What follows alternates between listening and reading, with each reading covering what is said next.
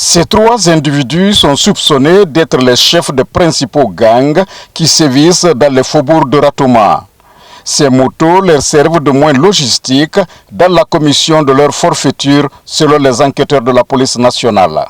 Les individus qui sont derrière moi, c'est eux qui sèment la terreur au niveau de Moudoula, Koza et environnant. Attaque à main armée, destruction des biens privés, vol à la tire. Il s'agit de M. Abakar Diop, alias Diop, qui est l'un des chefs des gangs.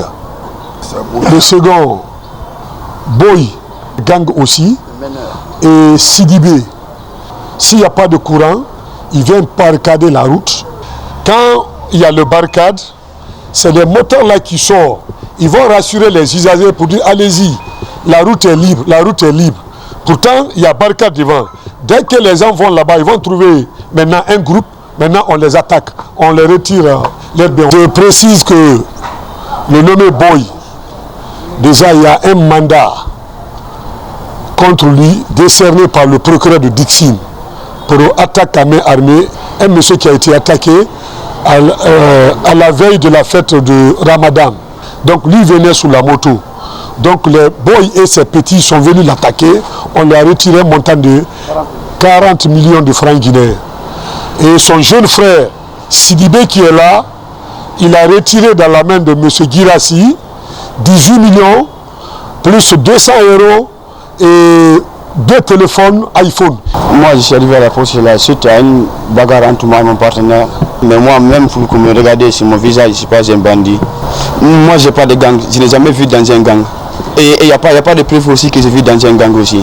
Et je n'ai jamais brandisé quelqu'un aussi. Il n'y a pas quelqu'un qui peut venir ici témoigner que moi je l'ai blessé ou bien j'ai pris un téléphone avec lui. Selon des témoins, ces individus à la tête de plusieurs gangs s'attaquent aux paisibles citoyens en leur retirant tous leurs biens. J'ai fait 21h l'air.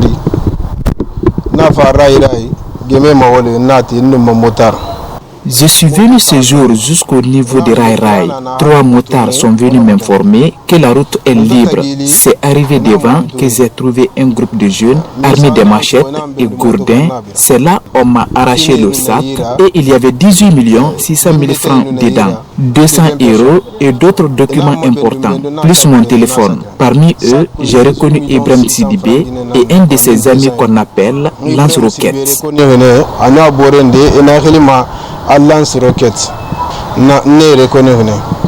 Donc on a sa plainte portée contre l'Abera.